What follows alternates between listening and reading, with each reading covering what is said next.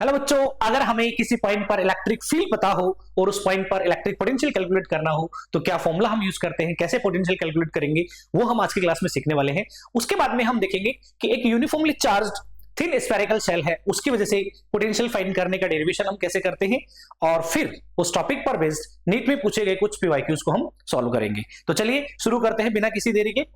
देखिए बच्चों, पहले हम देखते हैं computing electric potential from electric field. Electric field से पोटेंशियल कैसे कैलकुलेट करेंगे वो देखने वाले हैं।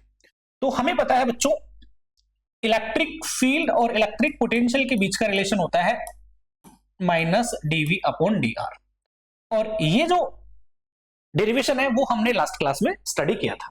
अगर मैं यहां पर वेक्टर लगाऊं तो मेरे को यहां पर भी वेक्टर लगाना पड़ेगा। अब बच्चों मैं इसको ऐसे लिख सकता हूं, D V equal to minus E vector dot D R. इस डी आर को इधर मल्टीप्लाई मैंने कर दिया।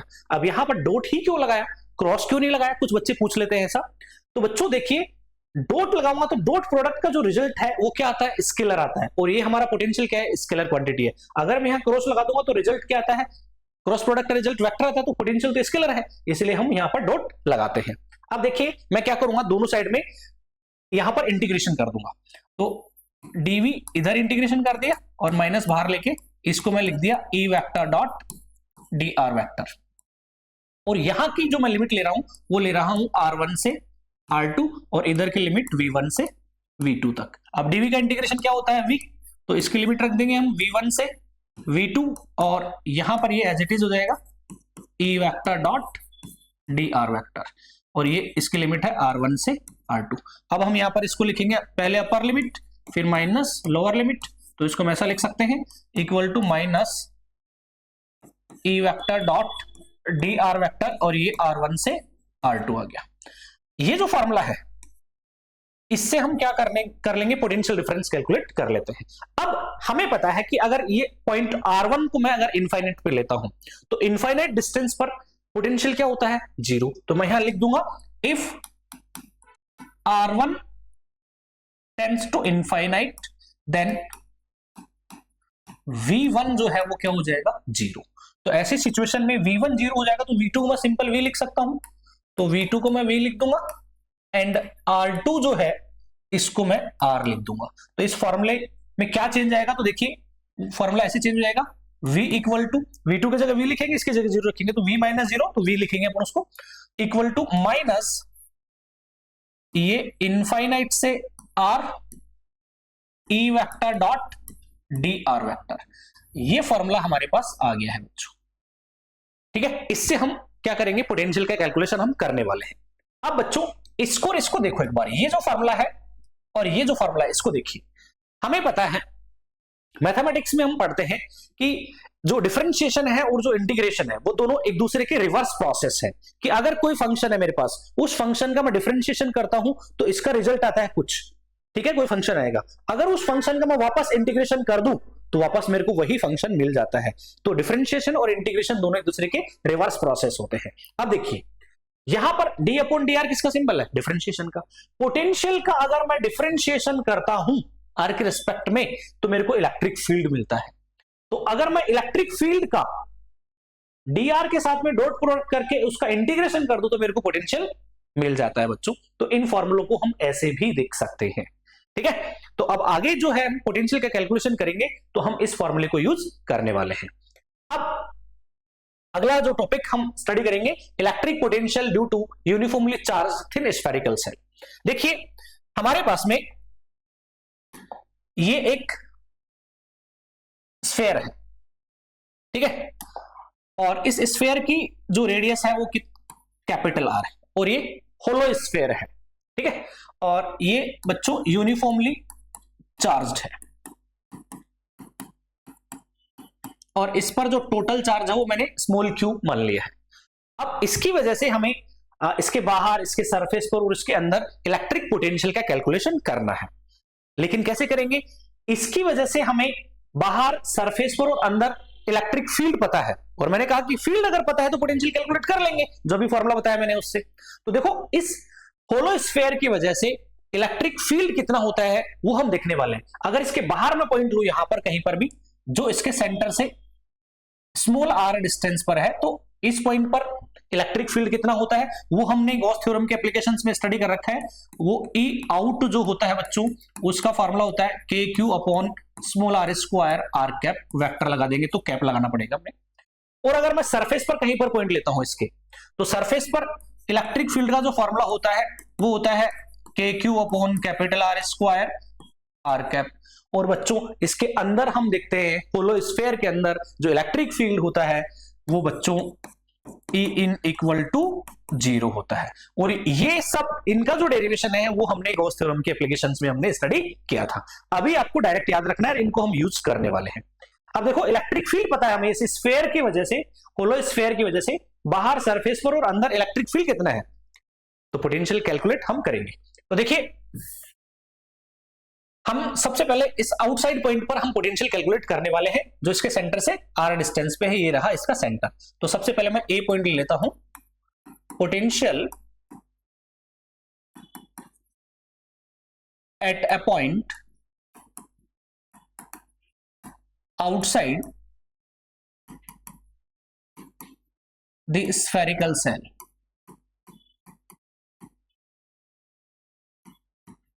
और आउटसाइड पॉइंट्स के लिए जो स्मॉल आर है वो कैपिटल आर से बड़ा होता है बच्चों, स्मॉल आर जो है इस कैपिटल आर से बड़ा हो जाएगा। अब देखिए कैसे कैलकुलेट करेंगे, जो मैंने अभी आपको फॉर्मूला बताया था उसको हम यूज करेंगे। इसको इलेक्ट्रिक फील्ड पता है हमें, पोटेंशियल कैलकुलेट हो जाएगा इससे। तो देखिए V equal to minus E vector dot D R vector, और इसकी लिमिट है इनफाइनाइट टू आर। अब बच्चों इस ई की वैल्यू पता है, आउटसाइड पॉइंट पर हम पता करना चाहते हैं तो बाहर के पॉइंट पर इलेक्ट्रिक फील्ड अभी अभी मैंने आपको बताया था ई की वैल्यू कितनी होती है, के Q upon small r square are cap. ये वैल्यू हम यहां पर रख देंगे बच्चों। तो V आ जाएगा हमारे पास माइनस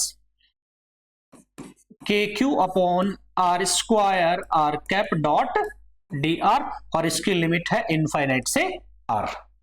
अब बच्चों के क्यू को तो बाहर ले लेंगे, यहां पर मैं आपको बता दूं r cap dot D r जो है,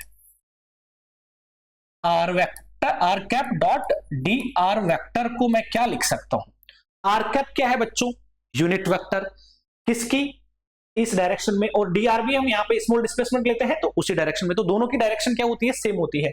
डॉट प्रोडक्ट को ओपन करते हैं, ए डॉट बी को ए बी को लिखते हैं। तो अब ये आर कैप क्या, यूनिट वेक्टर, यूनिट वेक्टर का मैग्नीट्यूड 1 होता है, डी आर का मैग्नीट्यूड डी आर, और दोनों की डायरेक्शन सेम है तो यहां लिख दूंगा मैं cos 0। तो बच्चों cos 0 1 होता है तो 1 इंटू डी आर, तो ये आ जाएगा बच्चों डी आर। ठीक है, तो आगे जब भी हम r cap dot D R को डायरेक्ट हम डी आर लिख सकते हैं, आगे देखना। अब देखो यहां पर इसको आगे सॉल्व करते हैं, v equal to minus k q को मैंने बाहर ले लिया, अंदर बचेगा 1 upon r square, are cap dot D R को हम डी आर लिख देते हैं, और इसकी लिमिट है इनफाइनाइट से आर। अब बच्चों 1 अपॉन आर स्क्वायर का इंटीग्रेशन क्या होता है, माइनस 1 अपॉन आर, तो v equal to minus k q, और इसकी वैल्यू होगी माइनस 1 अपॉन आर, और इसकी लिमिट है इनफाइनाइट से आर। इस माइनस से माइनस कैंसिल हो गया, तो v equal to k q, और इसकी जगह पहले अपर लिमिट रखेंगे तो 1 upon r minus 1 upon lower limit, 1 upon infinite क्या होता है बच्चों, 0 होता है, तो ये वाला पार्ट तो 0 हो गया, तो यहां पर आ जाएगा हमारे पास v equal to k Q upon are. और ये आ गया बच्चों पोटेंशियल आ गया हमारे पास इस यूनिफॉर्मली चार्ज स्फेरिकल सेल की वजह से आउटसाइड पॉइंट पर पोटेंशियल, तो यहां पर हम लिख देंगे v आउट। ठीक है, और इसको हम इक्वेशन नंबर फर्स्ट दे देते हैं। अब हम देखेंगे कि अगर पॉइंट इसके सरफेस पर हो तो क्या होगा। तो देखो बी पॉइंट हम देखने वाले हैं, एट सरफेस, और सरफेस ऑफ स्फेरिकल सेल। तो सरफेस पर हम बात करेंगे बच्चों, अगर ये जो पॉइंट हमने लिया था P, ये डिक्रीज होते होते यहां पर आ जाए तो सरफेस पर स्मॉल आर किसके बराबर हो जाएगा, कैपिटल आर के। तो देखिए यहां पर ये हमारे पास स्फेयर है, और सरफेस के किसी भी पॉइंट के लिए बात करेंगे तो स्मॉल आर इक्वल टू क्या हो जाएगा, कैपिटल आर। देखो वापस देखो, इसकी रेडियस कितनी थी, कैपिटल आर थी, और ये क्या है, यूनिफॉर्मली चार्ज्ड है, और इस पर चार्ज कितना है, क्यू। अब पॉइंट ले रहे हैं हम इसके सरफेस पर, तो सेंटर से डिस्टेंस कितनी हो जाएगी उस पॉइंट की, ये पॉइंट हम P बोल देते हैं इसको। तो देखो सरफेस वाले पॉइंट्स के लिए स्मॉल आर और कैपिटल आर दोनों इक्वल हो गए, तो इस फॉर्मूले के अंदर हम डायरेक्ट स्मॉल आर की जगह कैपिटल आर लिख देंगे, तो वही हमारे पास पोटेंशियल का फॉर्मूला जाता है। तो V surface is equal to आ जाएगा हमारे पास के क्यू अपॉन में कैपिटल आर। ये हमारे पास सरफेस पर पोटेंशियल आ गया। अब हमें तीसरा पॉइंट निकालना है, उसके अंदर कितना होगा। सॉरी, तो देखिए तीसरा पॉइंट है, third point, c point, potential at a point inside the spherical cell.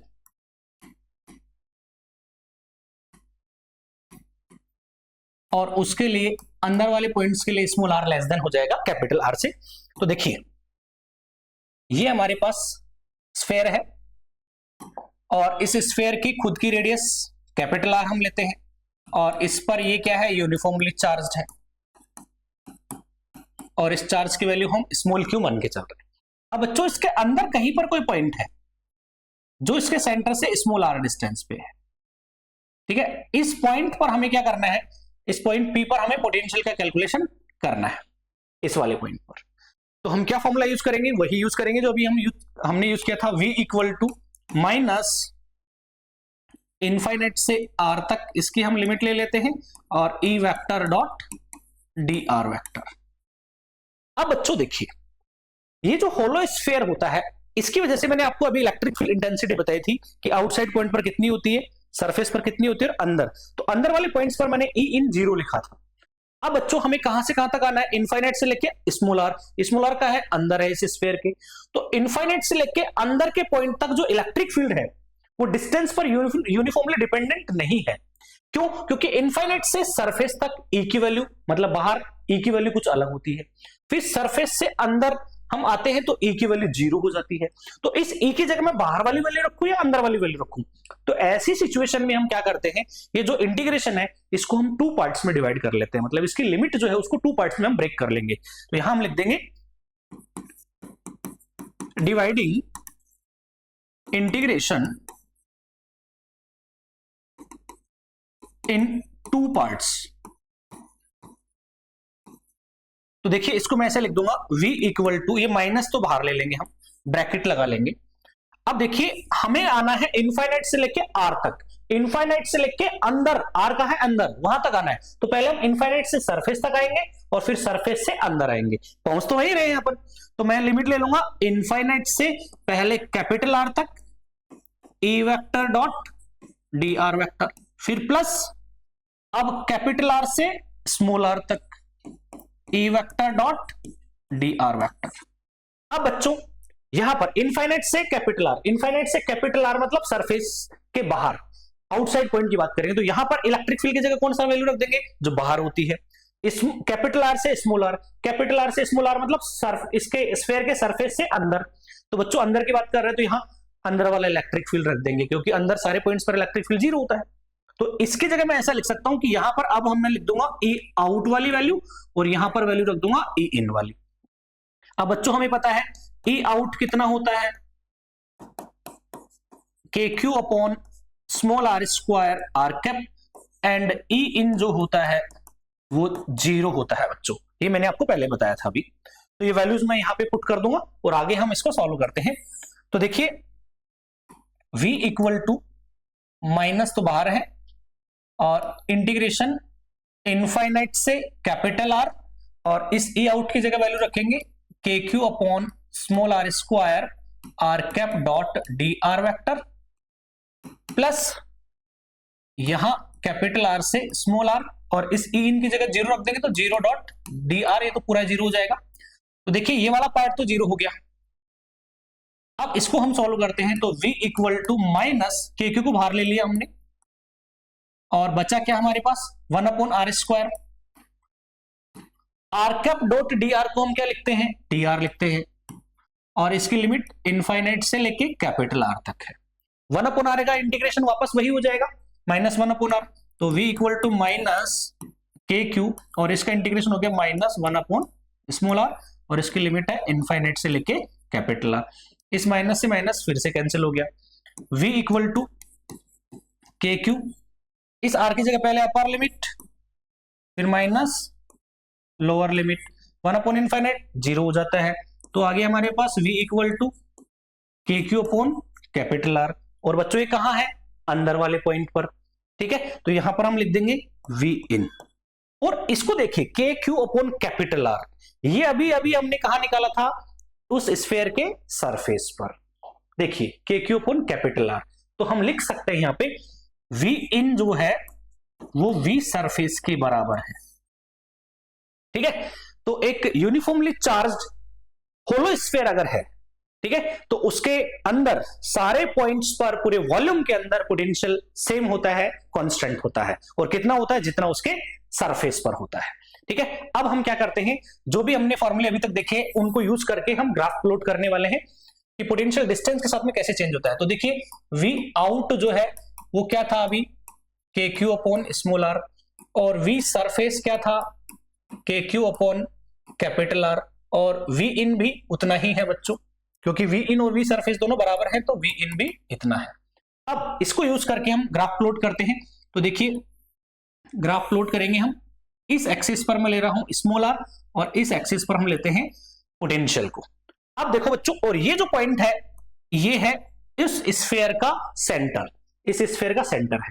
अब मैं इस सेंटर से इधर चल रहा हूं, यहां से यहां तक चल रहा हूं, चलते जाऊंगा, तो यहां से चलते चलते चलते चलते कोई टाइम ऐसा आएगा कि मैं सरफेस पर पहुंच जाऊंगा, तो सरफेस पर स्मॉल आर किसके बराबर होता है, कैपिटल आर की।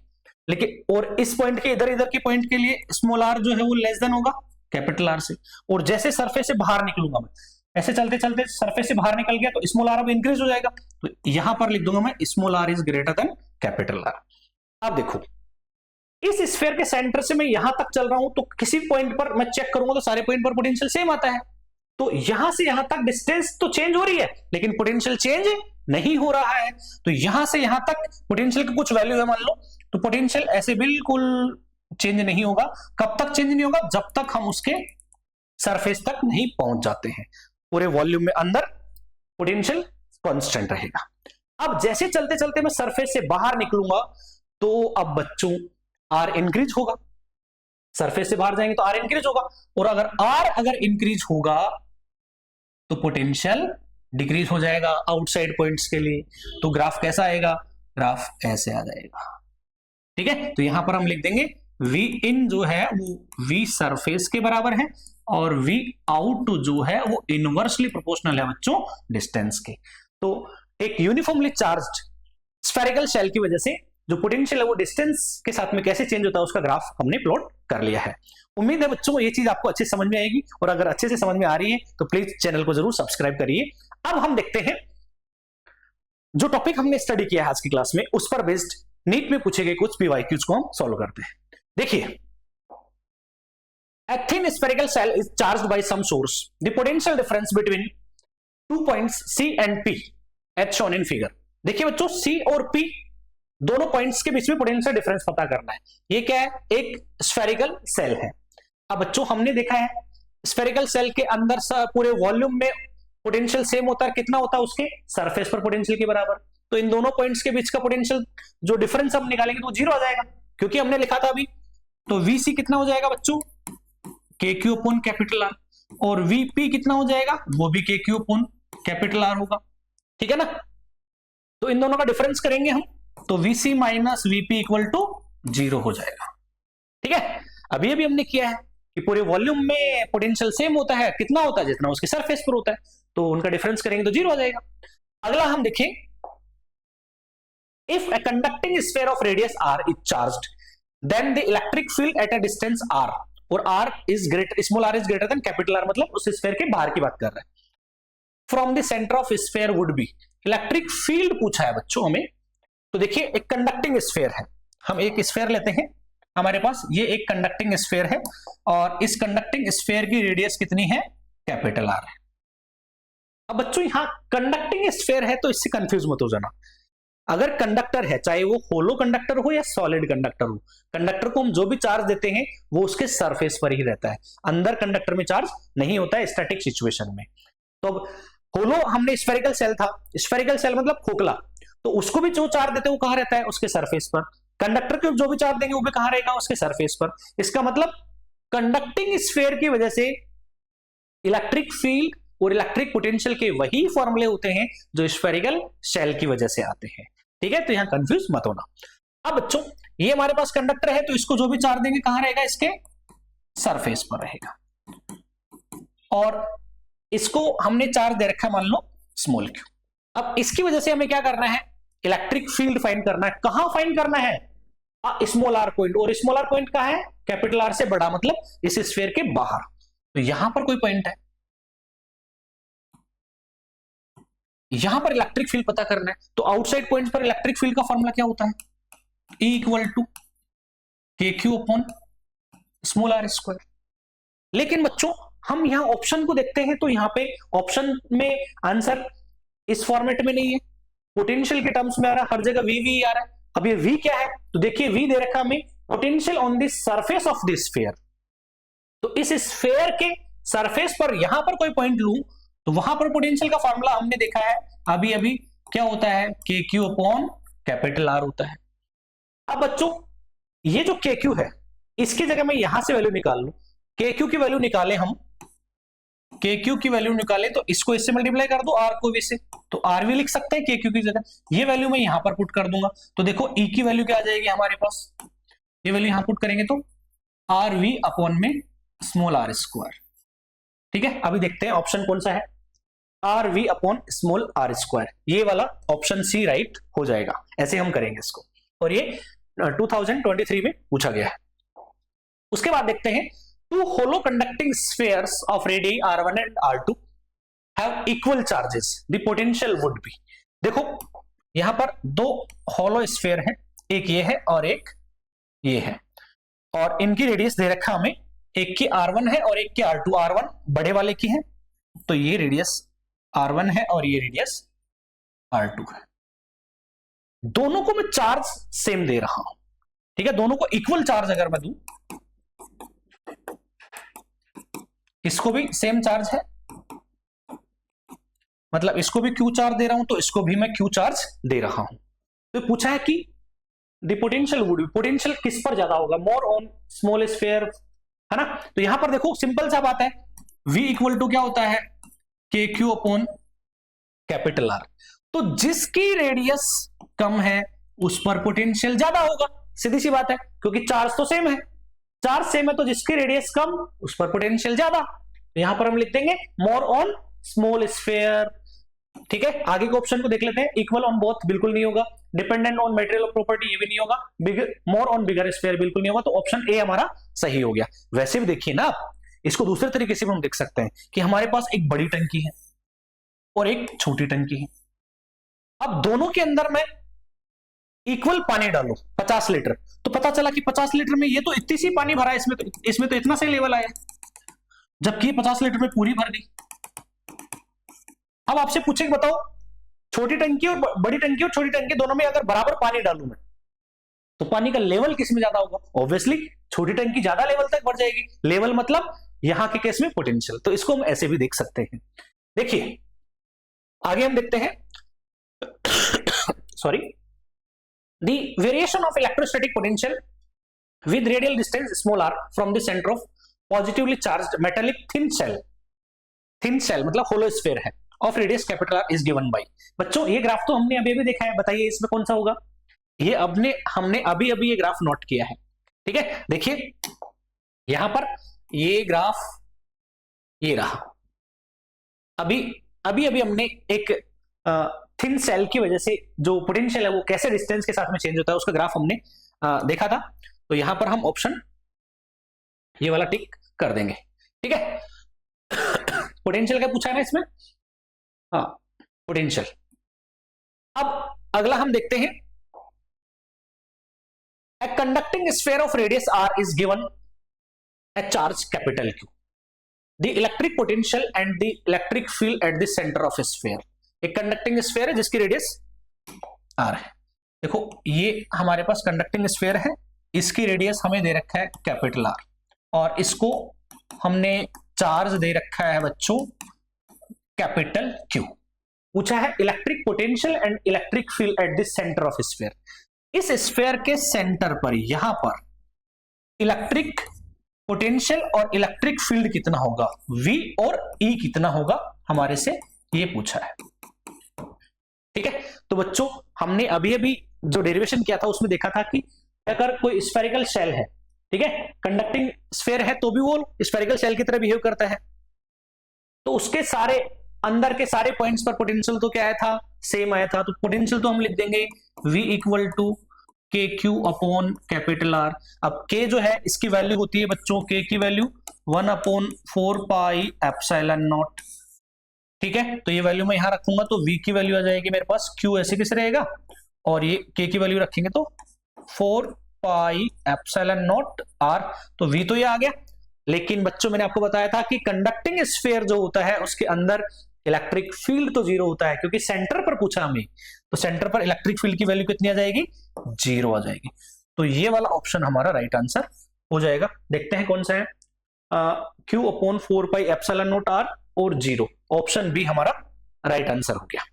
अगला न्यूमेरिकल जो हम देखते हैं, some charge is being given to a conductor then its potential is. किसी भी कंडक्टर को हम कुछ चार्ज देते हैं तो उसका पोटेंशियल, तो देखो बेटा ये कोई भी कंडक्टर हम ले लेते हैं, किसी भी शेप का ले लेते हैं, तो यहां पर हम स्फीयर ही ले लेते हैं, इसको हम चार्ज देते हैं। ठीक है, कैपिटल आर रेडियस का, इसको हम चार्ज देंगे, ये कोई चार्ज दे दिया हमने, पूछा है then its potential maximum at its surface, maximum at its centre, same throughout the conductor, maximum somewhere between surface and centre. देखिए हमें पता है, अभी हमने इसका डेरिवेशन किया था कि इसके अंदर कहीं पर भी चेक करो, सारे पॉइंट्स पर पोटेंशियल क्या आएगा, सेम आएगा, और वो पोटेंशियल किसके बराबर होगा, जितना उसके सरफेस पर है। V in equal to V surface हमने प्रूव किया था। इसका मतलब क्या हुआ कि पूरे इसके वॉल्यूम के अंदर पोटेंशियल सेम रहेगा, तो यहां पर हम लिख देंगे same through out the conductor, पूरे कंडक्टर के अंदर पोटेंशियल सेम आएगा। एक और देखते हैं, a hollow metal sphere of radius 10 centimeter is charged such that potential on its surface is 80 volt। उसके सरफेस पर पोटेंशियल कितना है, 80 volt. The potential at the centre of sphere, direct लिख सकते हैं भाई, जितना सरफेस पर पोटेंशियल है उतना ही सेंटर पर रहेगा। देखो वापस देख लो, ठीक है, ये हमारे पास स्फीयर है और इस स्फीयर की रेडियस कितनी दे रखा हमें, रेडियस 10 सेंटीमीटर है, capital R equal to 10 centimetre, और इसको हम कुछ चार्ज देते हैं और चार्ज देते हैं इसको, तो इसके सरफेस पर पोटेंशियल कितना आता है, V सरफेस हमें दे रखा है 80 वोल्ट। अब पूछा है potential at the centre of sphere, तो बच्चों हमने ये बात प्रूव कर रखी है कि V इन जो होता है वो V सरफेस के बराबर होता है। सेंटर कहां होता है, उस स्फीयर के अंदर ही तो होता है, तो यहां पर V इन जो है वो V सरफेस के बराबर हो जाएगा, और V सरफेस में कितना दे रखा है, 80 वोल्ट। ठीक है, तो यहां पर 80 वोल्ट हमारा ऑप्शन आ जाएगा। ठीक है, तो ऐसे करके हमने आज की क्लास में जो टॉपिक पढ़ा था उस पर बेस्ड हमने कुछ नीट के कुछ PYQs हमने सॉल्व किए हैं। उम्मीद है बच्चों कि ये टॉपिक आपको अच्छे से समझ में आए होंगे। अच्छे समझ में आए हैं तो प्लीज चैनल को सब्सक्राइब करें, अपने दोस्तों के साथ में शेयर करें। Thank you.